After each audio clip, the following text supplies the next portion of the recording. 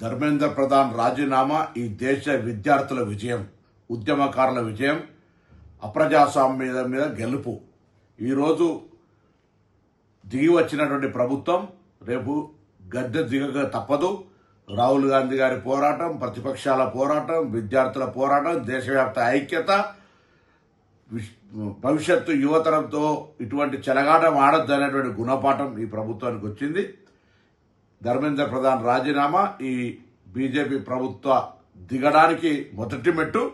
తప్పకుండా ఈ ప్రజలకు వ్యతిరేకంగా, అప్రజాస్వామికంగా రాజ్యాంగ హక్కులను కాలరాస్తూ పోలీసులతోటి నియంతృత్వంగా లాఠీ చార్జీలు చేస్తూ, రైల్వేలు బంద్ చేస్తూ, మెట్రోలు బంద్ చేస్తూ, జేఎన్టీయూ లాంటి యూనివర్సిటీల నుంచి పిల్లలు బయటికి రావద్దని నిర్బంధాలు పెడుతున్న ప్రభుత్వంకు వ్యతిరేకంగా ఇన్ని వేల మంది విద్యార్థులు దేశవ్యాప్తంగా ఉద్యమం చేస్తున్నారంటే ప్రభుత్వంపై ఎంత వ్యతిరేకత ఉందో అర్థమైంది.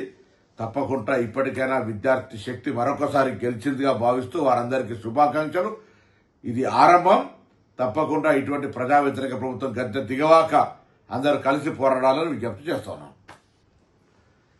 ధర్మేంద్ర ప్రధాన్ రాజీనామా ఈ దేశ విద్యార్థుల విజయం, ఉద్యమకారుల విజయం, అప్రజాస్వామ్యం మీద గెలుపు. ఈరోజు దిగి వచ్చినటువంటి ప్రభుత్వం రేపు గద్దె దిగక తప్పదు.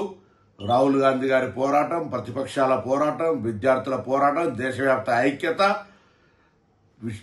భవిష్యత్తు యువతరంతో ఇటువంటి చెలగాటం ఆడద్దనేటువంటి గుణపాఠం ఈ ప్రభుత్వానికి వచ్చింది. ధర్మేంద్ర ప్రధాన్ రాజీనామా ఈ బీజేపీ ప్రభుత్వ దిగడానికి మొదటి మెట్టు.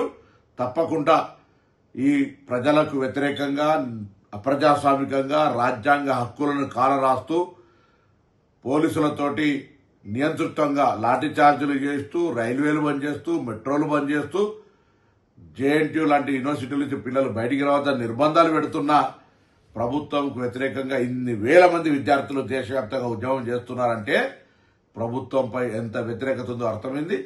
తప్పకుండా ఇప్పటికైనా విద్యార్థి శక్తి మరొకసారి గెలిచిందిగా భావిస్తూ వారందరికీ శుభాకాంక్షలు. ఇది ఆరంభం. తప్పకుండా ఇటువంటి ప్రజా వ్యతిరేక ప్రభుత్వం గద్దె దిగవాక అందరూ కలిసి పోరాడాలని విజ్ఞప్తి చేస్తున్నాం.